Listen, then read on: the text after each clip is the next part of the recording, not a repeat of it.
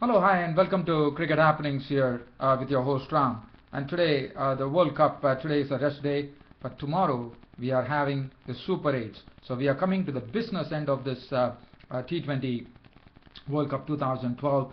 And yesterday, as you know, Imran Nazir smashed 50 runs in just 25 balls, becoming the first player. I mean, in T20 in this World Cup, it was the fastest 50 hit by any batsman. So that was a good performance by Pakistan.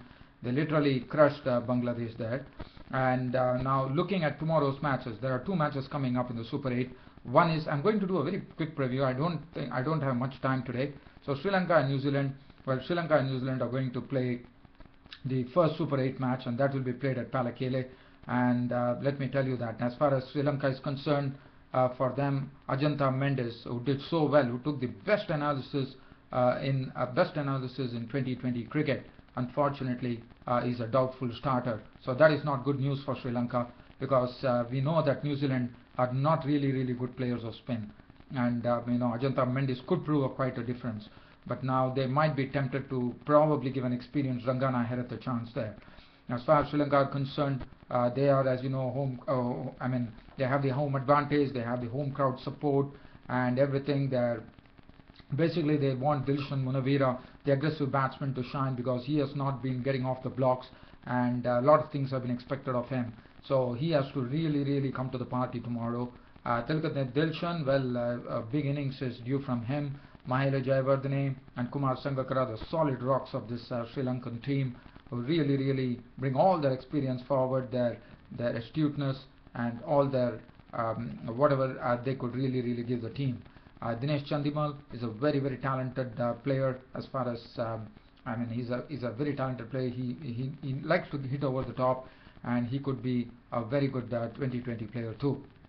They do have those all-rounders: Javanta Mendes, Angelo Matthews, Tisra Pereira. So that really strengthens that New Zealand Sri Lankan team. As I said, these all-rounders are the ones really strengthen the team no end. And then they have Numan Kulashekara handling the new ball with Lasith Malinga. So the pace attack doesn't look very strong, barring Lasith Malinga, who is pretty sharp, as you know.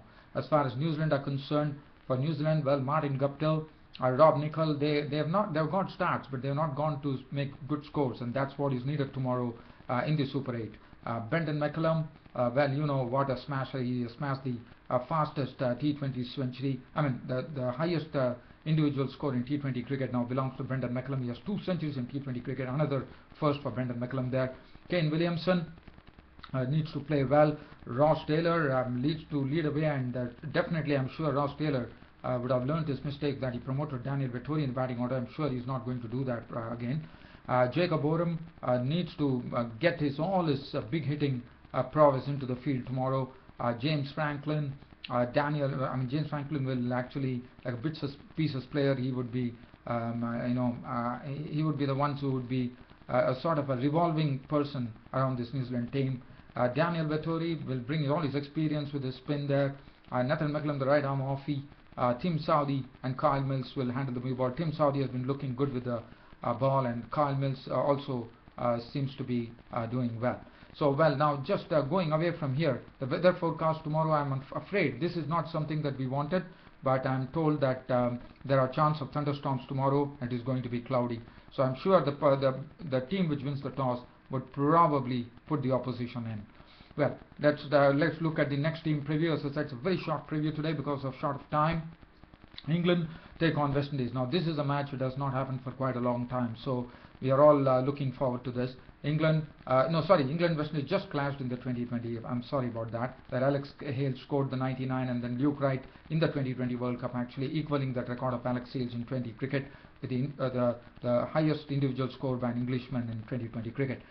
England, Craig Kisweit was looking good the other day against India, and well, he would like to carry his form there. Alex Hales, all these youngsters need to really get into the party. Alex Hales with us, and Josh Butler, Johnny Bairstow, all these youth need to. Luke Wright is looking very good, even though he failed against India the other day. He smashed that 99 runs, so he is looking good. Ian Morgan failed against India, and everybody have learned some lessons after failing against India. I'm sure they would like to put that at the back of their mind and start doing a good work here. Samit Patel, whether he's going to play, that is going to be the question tomorrow, because they left him out against India, which was a blunder. And then Stuart Broad, the captain, will lead the way with the ball too. He has Jay Dernbash and Stephen Finn to support him, and Graham Saw on the right arm offie would be in the reckoning too. As far as West Indies are concerned, they are looking good. They looks to be very, very. If you look to their team on paper, they are looking absolutely aggressive. Chris Gale at the top of the order with all his smashing style, the way he played against Australia, one would remember. Johnson Charles is also an aggressive player. So there are a lot of 2020 specialists in the team. Darren Bravo, the Bravo brothers, Darren Bravo, Dwayne Bravo. Dwayne Bravo will bowl too. Marlon Samuels can also bowl and bat, and he's a wonderful, classy batsman. Kieron Pollard, well, we have not seen much of him in this T20 World Cup. Probably tomorrow might be the day to fire for Kieron Pollard. And then they have the other all-rounders, Darren Sammy coming in, leading his way. Such a determined person he is. Dinesh Ramadhan, the wicket-keeper. Sunil Narine, as the other day, he really made the Ireland batsman grope for the ball, and he would be, his overs would be very, very crucial against England. And then, but England would have an advantage that they have seen Sunil Narine because they recently played a series, as you know. And then Ravi Rampal, who was looking good with the ball, and Fred Elliott was bowling with lots of pace. So as I said, today it's a very, very short cricket broadcast from me, your host Ram, for this cricket show, unfortunately due to shortage of time, but I did whatever I could. Let us see what is the prediction as far as the weather is concerned.